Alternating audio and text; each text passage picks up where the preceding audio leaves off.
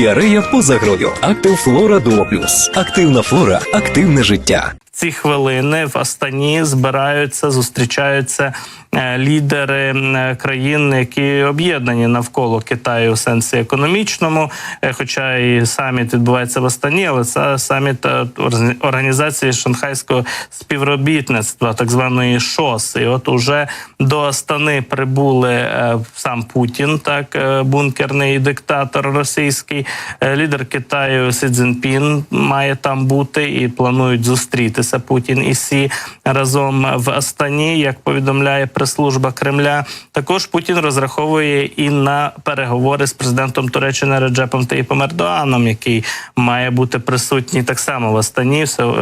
Власне, саміт відбудеться завтра, 4 липня, але от уже потроху учасники з'їжджаються. У заходах саміту мають взяти участь глави держав і представництва Казахстану, Індії, Ірану, Китаю, Киргизстану, Пакистану, Росії, само собою, Таджикистану, Узбекистану, Білорусі, Монголії, Азербайджану, Катару, Об'єднаних Арабських Еміратів, Туреччини і Туркменістану. Тобто це так звана Середня Азія, східні країни, країни Азії і Китай безпосередньо, ну і Індія тут такий масштабний так само гравець у цьому списку виділяється. Крім того, генсек ООН Гутєреш так само має відвідати події цього саміту. Вже буквально за кілька секунд продовжимо розмову про ймовірну зустріч Путіна і Сі, а також значення цього саміту в Астані вже із гостем нашого етеру.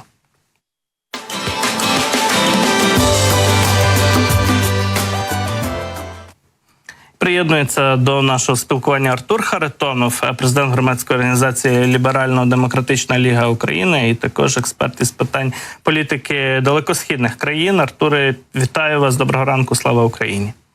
Героям слава, доброго ранку. Ну ж таки, просто, я думаю, на початку нашої розмови варто трохи роз'яснити нашим глядачам про те, що таке ШОС і в чому значення цього саміту, який зараз в Астані відбувається. Що це за платформа, майданчик і чому для Китаю такий формат відносин є важливим? Думаю, будемо виходити з того, що релевантно, власне, що робить Китай нині. Ми бачимо, наскільки активно Пекін гуртує різного роду інституційно свій автократичний союз, як він об'єднує всі автократичні і коло них режими на планеті. У нас є різні треки того, як він це може робити. Це і двосторонні відносини, і тристоронні відносини, ну як ми спостерігаємо це на рівні РФ, КНДР, та і вся ця маргіналізація, яка там відбувається.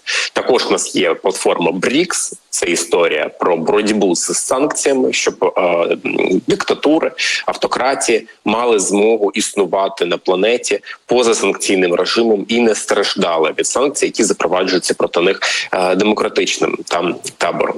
І, власне, є ШОС, теж вельми маргінальна організація, та утворена Росією, Китаєм для формальної боротьби з, так як він там говорить, 3 видами зла. Він там говорить, що це екстремізм, тероризм, сепаратизм. Звісно, під це все підгинається абсолютно не це. І не для того створювався цей формат. Він, свого часу Китай намагався використовувати його для того, щоб взяти більше під контроль території колишнього СРСР. І нині це дуже добре в нього вдається, тому що ціллю Пекіна є охопити весь простір СРСР колишньої та імперії і її контролювати. І, власне, те, що ми бачимо зараз, це включення Білорусі в усі ці рівні, та і в БРІКС вступає Білорусь, і в ШОС вступає Білорусь. Це дуже показово, особливо в випадку ШОС, тому що це центральноазійська історія була, а тепер туди долучається європейська держава. І якщо говорити про характер самого ШОС, що тут найголовніше, це якраз ресурси, доступ КНР до ресурсів для ведення війни.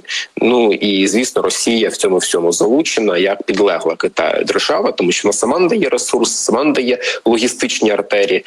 І, звісно, що це розширення нове ШОС, воно буде даватися негативно в знаки.